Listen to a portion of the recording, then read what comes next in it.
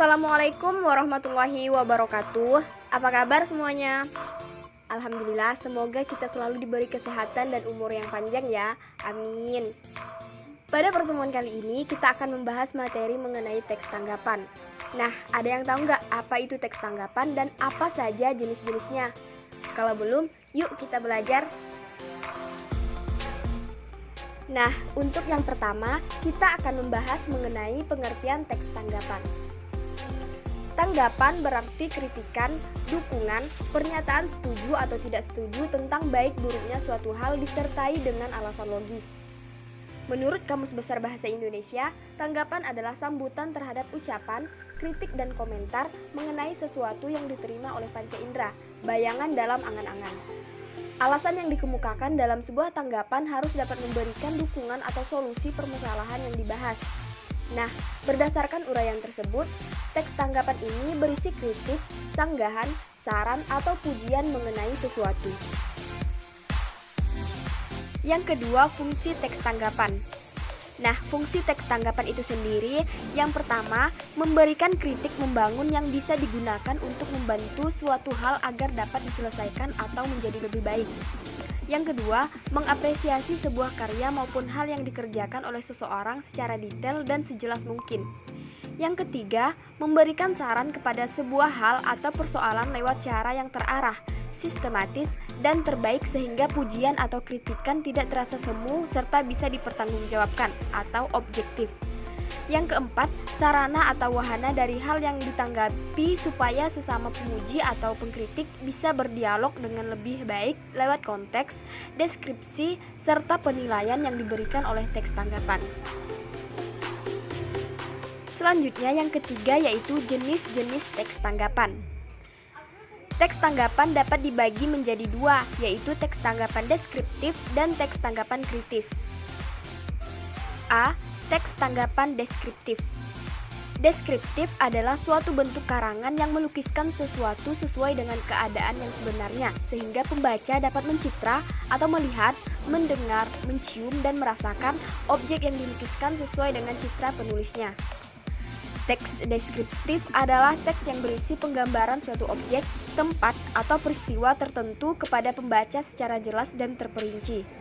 Pembaca seolah-olah melihat, mendengar, dan merasakan sendiri sesuatu yang dideskripsikan oleh penulis. Jadi, teks tanggapan deskriptif merupakan teks yang berisi kritikan, sanggahan, saran, atau pujian yang bersifat deskripsi. Kemudian yang B, teks tanggapan kritis. Teks tanggapan kritis adalah karangan berisi tanggapan kritis terhadap masalah. Tanggapan kritis merupakan tanggapan atau komentar seseorang terhadap masalah berdasarkan cara berpikir kritis. Dalam mengemukakan tanggapan, seseorang harus tajam menganalisis masalah. Selain itu, ia harus peka terhadap masalah yang ada. Tanggapan kritis tersebut dapat berupa kritik, dukungan, pernyataan setuju atau tidak setuju tentang baik buruknya suatu masalah disertai alasan logis. Alasan tersebut harus memberi dukungan atau solusi permasalahan yang dibahas. Nah, tanggapan kritis ini dibedakan menjadi dua jenis, yaitu yang pertama, tanggapan kritis positif.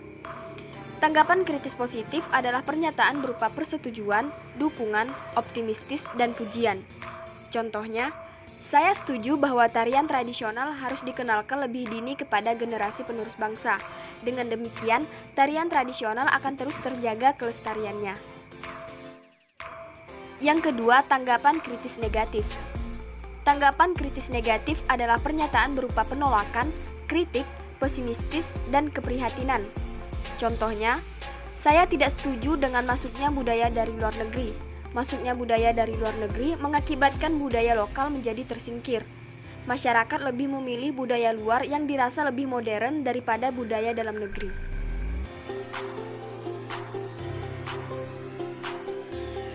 Baik, selanjutnya kita akan membahas materi mengenai jenis kalimat tanggapan. Kalimat tanggapan dapat dibagi dalam beberapa jenis. Yang pertama, kritik. Menurut Kamus Besar Bahasa Indonesia, kritik ialah suatu pernyataan kecaman atau tanggapan yang sering dipaparkan dengan uraian dan pertimbangan baik dan buruknya suatu kebijakan, karya, pendapat, atau penampilan seseorang.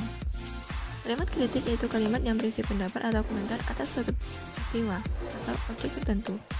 Kalimat kritik dapat berbentuk tanggapan baik dan buruk yang dilakukan setelah ada pengamatan atau analisis terhadap suatu masalah atau objek tertentu.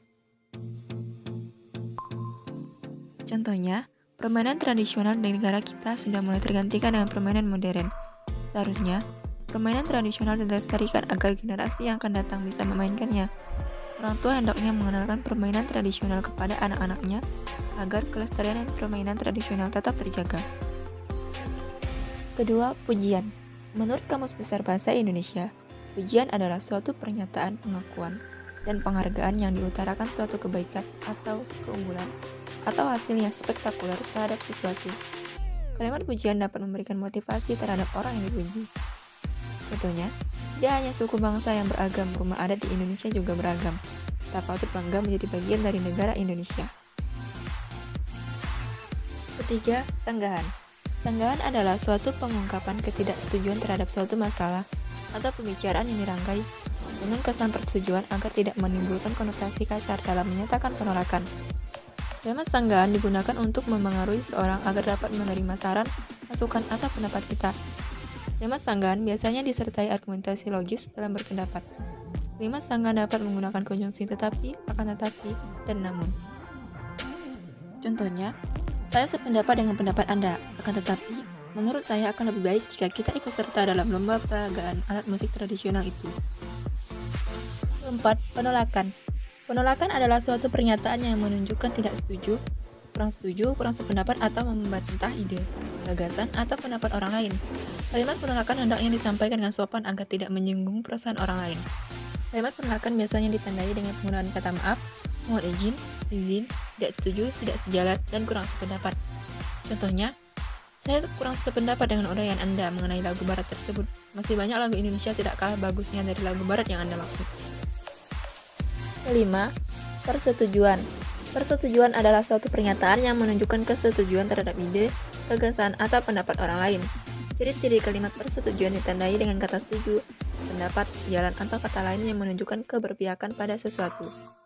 Contohnya, saya setuju dengan pendapat Anda tentang pentingnya menjaga kelestarian budaya Indonesia dari serangan budaya asing yang masuk ke Indonesia. Materi selanjutnya yaitu simpulan isi teks tanggapan. Simpulan merupakan intisari teks. Intisari teks tanggapan dapat disusun dari pokok-pokok isi paragraf. Jadi, simpulan dapat disusun berdasarkan ide pokok paragraf. Adapun cara menyimpulkan isi teks tanggapan sebagai berikut. Yang pertama, membaca teks tanggapan secara keseluruhan. Kedua, menentukan ide pokok setiap paragraf teks tanggapan. Ketiga, menggabungkan ide-ide pokok menjadi sebuah simpulan teks tanggapan. Materi selanjutnya yaitu struktur teks tanggapan. Teks tanggapan mempunyai struktur teks. Struktur tersebut membentuk teks tanggapan secara keseluruhan. Struktur teks tanggapan meliputi evaluasi, deskripsi, dan penegasan ulang. Yang pertama, evaluasi merupakan bagian awal teks yang berisi pernyataan umum tentang persoalan yang disampaikan penulis. Kedua, deskripsi teks merupakan bagian tengah teks yang berisi informasi tentang alasan yang mendukung pernyataan dan yang menolak pernyataan. Ketiga, penegasan ulang merupakan bagian akhir teks yang berisi penegasan ulang terhadap apa yang sudah dilakukan dan diputuskan. Materi selanjutnya yaitu kebahasaan teks tanggapan. Teks tanggapan sering menggunakan rujukan kata, kalimat deskriptif, dan konjungsi antar kalimat. Rujukan kata digunakan untuk menjaga kohesi dan koherensi kalimat dalam paragraf. Kalimat deskriptif digunakan untuk menggambarkan suatu keadaan yang dibahas. Sementara itu, konjungsi antar kalimat digunakan sebagai penghubung antar gagasan dalam teks tanggapan. Sekian materi yang dapat kami sampaikan. Mohon maaf jika ada kekurangan dan kata-kata yang salah. Wassalamualaikum warahmatullahi wabarakatuh.